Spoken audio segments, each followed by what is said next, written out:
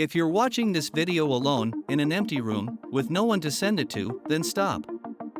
Because this video didn't end up on your homepage by accident. It ended up here because something inside you sought it out. Not with words. With frequency. Have you noticed what's happened in the last few years? People have left. Not all of them, but the ones who mattered. Friends who were once brothers have disappeared. Relationships that seemed eternal have dissolved. Family members who looked at you as if you had become a stranger.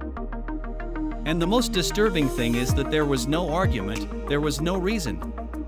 They simply walked away, as if something in your field had repelled them. And you thought, maybe there's something wrong with me. You thought about depression, social anxiety, age-changing priorities. No. What happened to you has a name. Neuroscience has documented it. Carl Jung had intuited it in 1921. And now some researchers are talking about changes in brain patterns that influence how we connect with others. The idea is this: when you change internally, your connections change too. And after this video, you'll no longer feel wrong for being alone. What you're about to hear isn't armchair psychology or simple motivation. It's a different way of interpreting what's happening to you. In recent years, neuroscience has studied gamma brainwaves associated with states of heightened concentration, integration, and awareness. The analytical psychology of Carl Gustav Jung described the process of individuation as the path to deep self-integration. And several studies have looked at how collective states influence human behavior on a large scale. Putting these elements together reveals an interesting possibility: your loneliness may not be a flaw, but a sign that your system is changing. When you change your internal configuration, you lose contact with those who have remained in the old configuration. Let's start with the brain. Gamma waves, above 40 Hz, have been associated with moments of insight, coherence, and integration between different brain areas. In deep meditative states and moments of heightened awareness, these waves increase. When your perception changes, the way you react to social stimuli also changes. It's not about emitting mysterious fields, but about microsignals, posture, tone of voice, response times. The nervous system of others registers them. If you have changed, if you have become more direct, quieter, more profound, some people may feel uncomfortable without knowing why. They don't hate you. They just don't recognize the version of you they were used to. And you only feel the result: the silence, the messages that no longer arrive, the invitations that stop, the conversations that become superficial and then disappear. Jung spoke of individuation as the process through which a human being integrates the parts of himself that have remained in the shadows. He didn't promise easy happiness. He wrote that becoming whole can involve a separation from the collective, because when you stop playing roles and start living more authentically, some dynamics no longer hold. Today we know that practices like deep meditation alter brain patterns and increase coherence between different areas of the brain. This changes the way you perceive and the way you respond.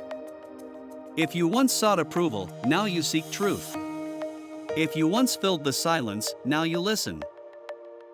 Not everyone is ready to make the same transition. Some also speak of Earth's resonance and environmental changes.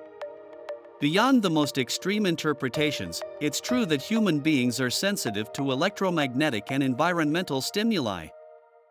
The point, however, is another: when two systems operate in very different ways, they struggle to communicate. It's like changing channels on the radio. The station doesn't stop broadcasting, but you're no longer tuned to that band. This can happen in relationships. You haven't necessarily lost them. You've just switched channels. And sometimes you can't go back, not out of pride, but because your system no longer adapts to what it used to tolerate. Have you ever tried to return to a place where you were happy and feel like a stranger? Talking to an old friend and feeling like the words no longer reach you? It's not just nostalgia. It's transformation. There are signs that distinguish a loneliness of closure from a loneliness of growth. The first is that crowds drain you. They don't bore you, they drain you. After an hour in the midst of so many people, you feel a subtle tiredness, as if you've used too many internal resources.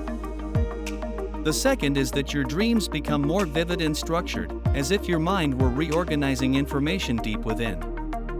The third is a greater sensitivity to stimuli, sounds, lights, atmospheres. It doesn't mean having special powers, but a more alert nervous system.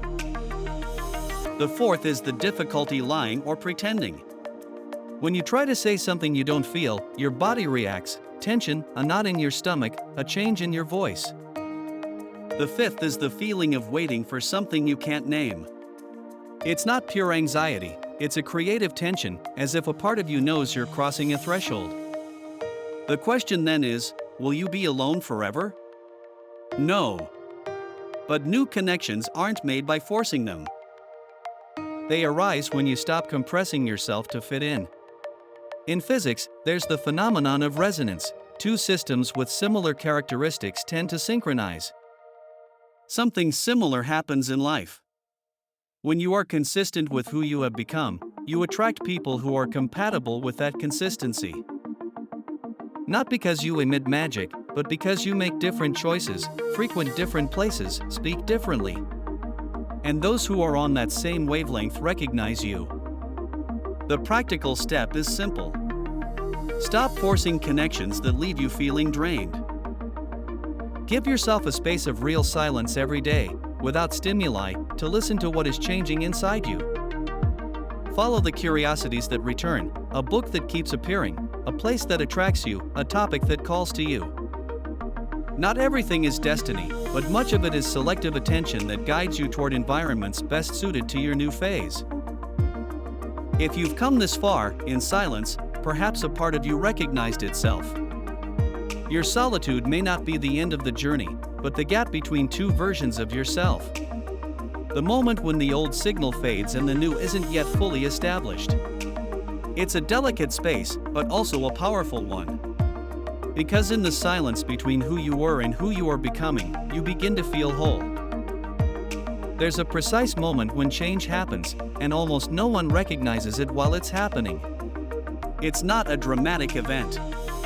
It's not a dramatic breakup. It's an ordinary evening. You're at the table with people you've known for years. They're laughing. They're talking about the same things as always. And you smile. But inside you feel a subtle distance. You don't feel superior. You don't feel better. You feel elsewhere. The jokes come half a second late. The words seem light, too light. And in that instant you understand something scary. It's not that they've changed. It's you who can no longer return to the previous version of yourself. You try to force yourself. You try to rekindle the enthusiasm you once had. But your body won't cooperate. You feel tired for no reason. You just want silence. And driving home, in the car, without music, you feel a strange peace mixed with melancholy. That's where the new frequency is born. Not in the explosion. In the silent detachment. If you recognize yourself in these words, write frequency in the comments.